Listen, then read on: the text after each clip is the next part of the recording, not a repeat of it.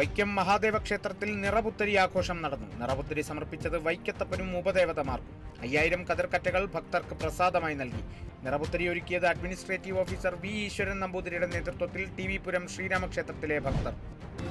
വയനാട് ദുരന്ത മേഖലയിൽ സേവനവുമായി pro Domino foundation director Joshi താന്നിക്കലിന്റെ നേതൃത്വത്തിൽ ദുരന്ത മേഖലയിലെ ചെളി കയറിയ വീടുകളും കിണറുകളും വൃത്തിയാക്കി. കോട്ടയം മധുരമ്പുഴയിൽ 2 കിലോ കഞ്ചാവുമായി ഇതര സംസ്ഥാന തൊഴിലാളി പിടിയിലായത് ഒഡീഷ സ്വദേശി നാരായൺ നായിക്. വിദ്യാഭ്യാസ സ്ഥാപനങ്ങൾ കേന്ദ്രീകരിച്ചാണ് ഇയാൾ പ്രധാനമായും കഞ്ചാവ് വിൽപ്പന നടത്തിയിരുന്നതെന്ന് ഗാന്ധിനഗർ പോലീസ്. ഇടപാടുകാർ പണം ഗൂഗിൾ പേ വഴി പ്രതിയുടെ ഭാര്യയുടെ അക്കൗണ്ടിലേക്കാണ് കൈമാറിയിരുന്നതെന്നും പോലീസ്.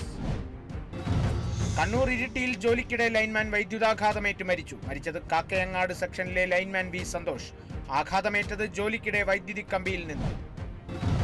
വയനാട്ടിലെ ദുരിതബാധിതരെ സഹായിക്കാൻ ആലപ്പുഴ എടത്വ CPM തലവടി തെക്ക് ലോക്കൽ കമ്മിറ്റി പാഴ്വസ്തുക്കളുടെ ശേഖരണ യജ്ഞം ആരംഭിച്ചു. പൊതുപ്രവർത്തകൻ ഡോക്ടർ ജോൺസൺ വി ഇടിക്കുളയിൽ നിന്നും പാഴ്വസ്തുക്കൾ ശേഖരിച്ച് Thalavady panchayat vice president Joji Abraham panchayat തല ഉദ്ഘാടനം നിർവഹിച്ചു. Alappuzha Mannar all Kerala photographers association യൂണിറ്റിന്റെ നേതൃത്വത്തിൽ സൗജന്യ ആയുർവേദ മെഡിക്കൽ ക്യാമ്പ് നടത്തി. AKPA മുൻ ജില്ലാ പ്രസിഡന്റ് സാനു ക്യാമ്പ് ഉദ്ഘാടനം ചെയ്തു.